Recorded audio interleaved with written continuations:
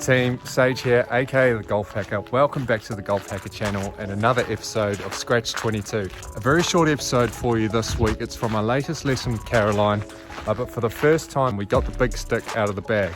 Again, she pointed out I'm getting some very basic things wrong, but I'm very excited to see how some of this might affect my driving game. Let's get up to cruise and I'll see you after. Right, so you're comfortable there, are you? Okay, just stay there. Right, your stance is way too wide. Too wide? Yeah. So you're going to struggle to really rotate with that width of stance.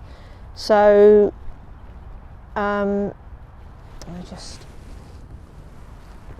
Then when I asked you to narrow or when I said that to you, you narrowed it and your hands kind of came forwards. Okay, so when we set up, we want to get the ball inch and a half off the left heel. Yeah. Butt of club, absolutely, if you were to drop it, would brush the inside of that left thigh. Sure. So then you're going to get the correct angle of attack. Yeah. Now just watch this. So if I do this and I start to widen, look at where I've put that ball position now. It's way too far forwards. If I go even wider, you know, that's obviously you'd never get there. Look how it changes. Yeah. So when we're looking at a nice easy shoulder width apart, sometimes with a driver you can go a smidgenette wider, but you can never go wider. Let's move this little chap before he gets completely... I can move him, don't know. I've got a tip. You got him? That's it. You've got to have exactly the same kind of rotation. Nothing changes. We chip like we drive like we chip. I'm absolutely adamant in that. But if you start getting too wide, you're either going to have to go more here or you're going to have to laterally shift more. So we've got to reduce the width of that stance by a good bit more. Yeah. You don't like that, do you?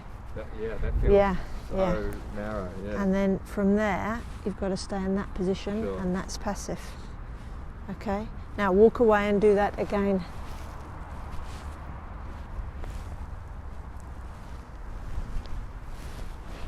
It's a nuisance actually, because it would be nice if we could...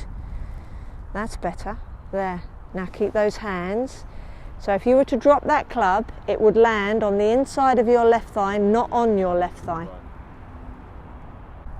Right, walk away, start again. So just that fiddling about, you've got a little bit wider in the stance again.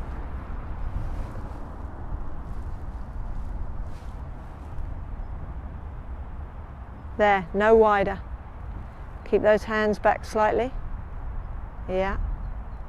Now, does that feel bizarre? It feels very different to how I've been setting up. So. Yeah. Stay there. Now just make sure that butt, if you were to drop the club, just drop it and it would, yeah. You don't want it landing on, because it's all about getting the correct angle of attack. What loft have you got on that? 10.5? 9.5. 9.5, and what shaft have you got in there? Matrix, X-axis. So it's a stiff flex, okay.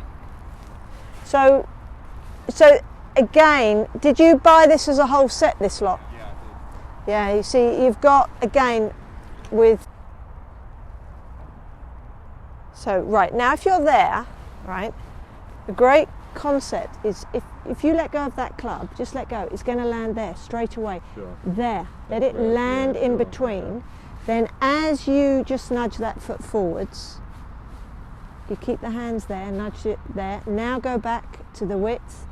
Now that will end up exactly, let go, in the right position. Right. So as you set up, you're setting up, this is neutral, that's not.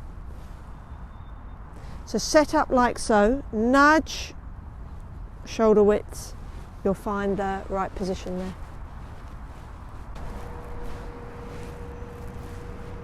Right, keep the hands there. Less width, that's it. Now just nice rotational movement, keep the hands passive.